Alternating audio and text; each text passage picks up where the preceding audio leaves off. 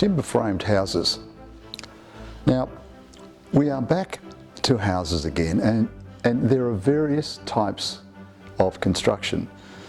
Now, there is the traditional stone houses as we know, and full brick ones, and there are those that are very common now in North America and Australia, and they are the timber framed houses. So the structural frame that supports the roof and the outside walls is timber. Yeah? Hi, I'm Michael Birchall here, Australian historical fiction writer. And again, in the early Victorian period, with its massive increase in population as we've seen before, there was a need for more types of housing.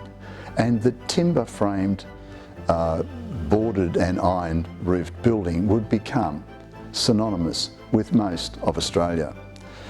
It was mostly used in the early period in Victoria and Queensland, which we'll talk about in further videos. In New South Wales, a full brick house was used because of the massive presence of termites, which were voracious in eating the timber.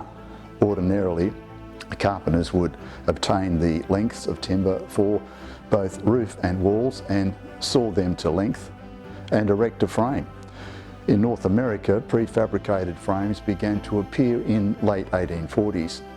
They were crude, but they were adequate to support fabric. Originally, the system had been invented by George W. Snow and had been used as in a Chicago church. It was derided, according to Professor Greenland, because of the conservative and traditional carpenters, and named a balloon house. Now, the Americans, gold diggers seeking wealth here after California, brought the idea of the timber frame house with them, fully imported. We Australians, we're a canny lot, and we try to avoid a lot of hard and useless work if we can, so we improved on the balloon house instead of a brace made of timber, which was laid diagonally across a row of vertical timbers and planted on them to make it rigid. The people of New South Wales and Victoria built the brace into the frame so it did not stand proud of it and it was flush. The Australian builders also used the ceiling joists, those timber beams that were laid in order to fix the plaster to, and tie the ends of these joists to the rafters to form an effective truss to support the roof sheeting, a bit like a crude coat hanger. These frames were built from North American softwoods, notably Douglas fir, and this predominantly came from the state of Oregon. So the timber was called Oregon.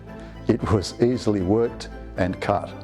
And another innovation to the timber framed house was the mass production of nails, which up to this point hadn't been made by hand, but because of the demand here again, they'll now be manufactured at the rate of 100,000 nails per machine per day in England. They were more regular in size and reliable in quality. In America, the square, heavy corner posts of the houses were prevalent. The Australian builders were able to connect the wall frames together to form a corner securely to avoid these posts. Now, many overseas visitors might notice the elegance in style of the Queenslander, a type house, which is a two-storey traditional Queensland timber home, clad in weatherboards and roofed in iron. Now, the bottom story was used for storage, and its openness at that level created ventilation and a coolness to the upper story. But elegance wasn't its main reason, as the termite colonies in Queensland were extensive and the biggest by any state. It was thought prudent to elevate the house well above ground and use the hardwood timber posts from the ground to support the upper story, like redwood or ironbark, which could be treated with creosote to avoid termites. Termites dislike sunshine, so the advent of the metal ant cap, which was just a piece of beaten metal fixed to the top of the post to prevent migration of ants to the superstructure. The exposed low level was on the go.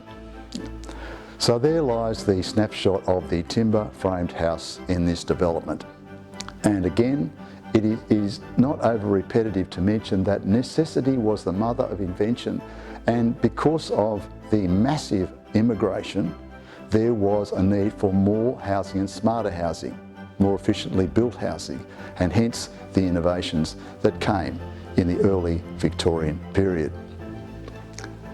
Thank you very much for watching this video and appreciate your interest. We'll see you next time.